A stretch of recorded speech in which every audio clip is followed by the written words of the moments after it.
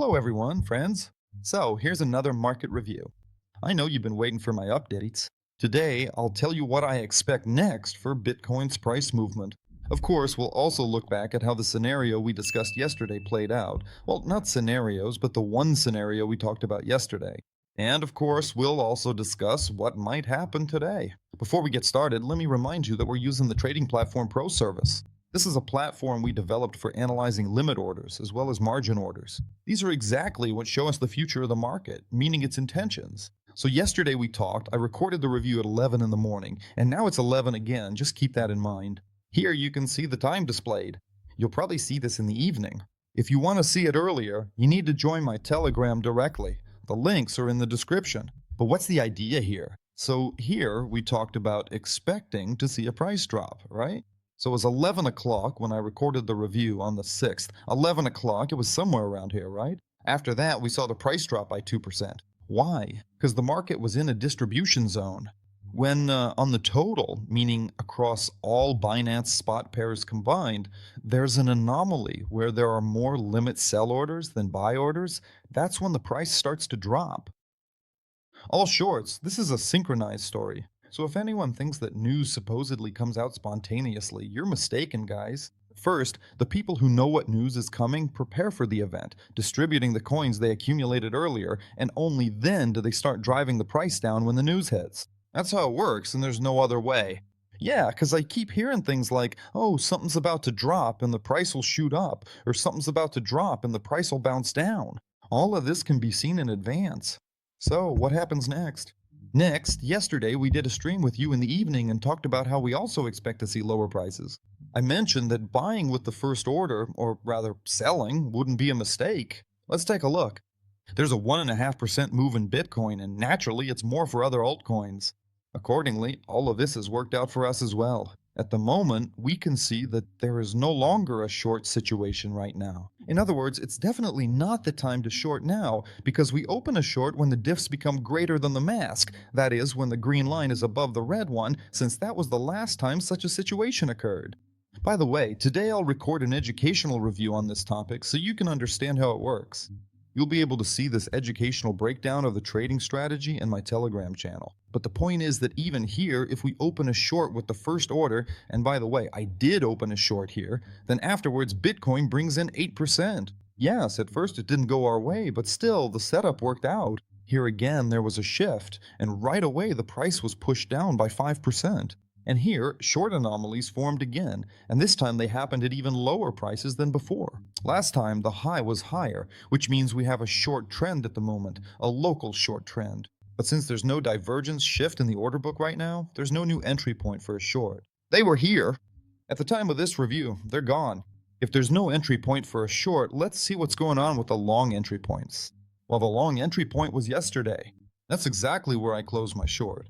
I closed my short right here when the bids became larger than the asks. But overall, I think the situation looks promising because we have a new buyer zone. So when the bids and asks cross, as you can see, those are good entry points. They always push the price higher. And when the new buyer zone is higher than the previous one, like in this case, it means the trend is shifting to a long trend. So basically, we've got a kind of wedge forming here. If I switch to the hourly chart, we'll see that the highs are getting squeezed, but at the same time, the lows are rising. So here was a seller zone, and here's another seller zone, here's a buyer zone, there's the shift, and here's another buyer zone, another shift.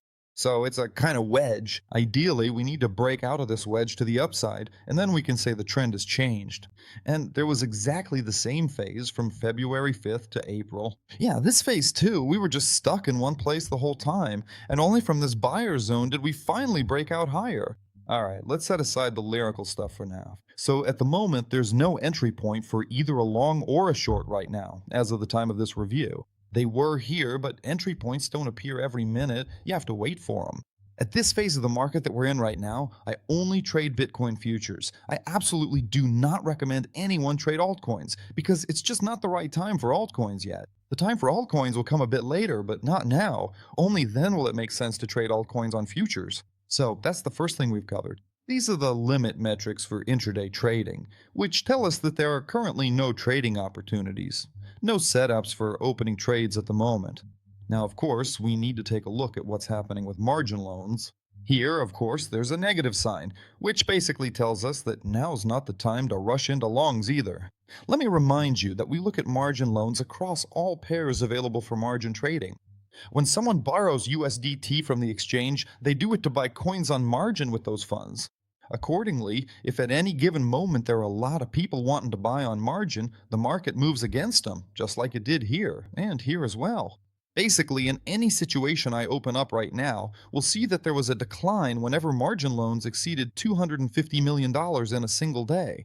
Right now, the loans are at 109 million. In other words, margin traders are building up long positions. They've taken out 100 million in loans in just one day. And honestly, under these conditions, I wouldn't be looking for new long positions because if prices get pushed higher, it's likely that margin traders will double down, so to speak, and take on even more longs. And that'll be 250 million, and that's the point where the price will start to roll back. That's most likely how it's going to play out. So this is the second metric that tells us we need to be careful with longs. And as for entering shorts, right now, at this very moment, there are no trades to be made today. I don't do reviews every day where I say, today you should go long or today you should go short. Today's review is just like that. There simply aren't any entry points right now. I can't just make things up or pull them out of thin air, right? When entry points appear, then they'll appear. But as of the time I'm recording this review, there are no entry points. Next, let's take a look at funding. In our service, we sort funding in a unique way and divide all futures pairs into 4 groups, 2 of which I'll now show on the chart. What do we see right now? 13% of all Binance futures pairs are being shorted with such a volume of funds that the futures price is now lower than the spot price. That's a good sign. It's good because margin futures traders are starting to short right now. So people are starting to go long on margin and short on futures. It's kind of a mess. Honestly, the situation is unclear. There's just no trading setup. Most importantly, according to the limit metrics, there's no trading setup. Accordingly, all the other additional metrics we look at are also pretty ambiguous. So today, I'm not going to tell you to open longs or shorts. There just aren't any entry points right now. I just don't see any today. Not yet. It's not because I don't get something or whatever, it's just that today's trading situation is like that. There are no entry points. That's something you need to understand. So what else should we take a look at? Let's take a look at a metric like bid and ask. And I want to see the difference between limit buy and sell orders for all coins at once at a depth of 15%. What do we see here? So what do we see here? Here too, the situation isn't really favorable for going long locally because we are, I'll repeat, not in a position to go long locally. We're in the middle of the channel. That means the distance to the balance, to the minimum growth target, and to the buyer's anomaly zone is the same. Ideally, you should be buying when we're at the lower boundary, right? This is where you should be buying, but we're in the middle of the channel, so it's neither here nor there. So this is also a borderline situation, which tells us that it's better to hold off on trading today. Let's switch over to Ethereum. Maybe we'll find some entry points there. Let me repeat, I don't even pay attention to altcoins individually because the phase for trading alts hasn't started yet, so I don't even look at them. But that's just my personal choice. I don't see any point in looking at altcoins. Let's analyze Ethereum, because Bitcoin and Ethereum are exactly what you can work with in the current market conditions. Ethereum, there's no entry point for a long position on Ethereum either. With Ethereum, you have to wait. Even when I look at the 1-minute time frame, that's basically enough. Enough to make some trading decisions. And with Ethereum, we need to open trades when there's a crossover between the bid and ask. Let's even look at the 15-minute time frame. So in spots like these, there's currently no situation to open a new trade. There's no crossover of the bid. We haven't even entered the green zone like we did here. These are the spots to open longs, although everyone's nervous and not opening longs because at that moment, everyone's scared to go long. People are posting things like Ethereum is at 1300, 1200, and then a year later, Ethereum will be at 1300, 1200, something like that, right? And then they're like, see, I told you so? Well, those are just donkeys. That's why we look at what's happening locally, within the day, so we can use specific information. No, I don't see any crossovers at all. Ethereum, yeah, it's not far from the buyer's zone. Ethereum is only 9 million away from entering that buyer's zone. Basically, it's not that far, but still, we haven't entered it yet.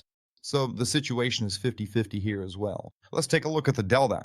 By the way, the delta is great for showing us entry points, and I specifically look at the total delta. That's what interests me. I'll set the depths now to 3, 5, and 8%. 3, 5, and 8%.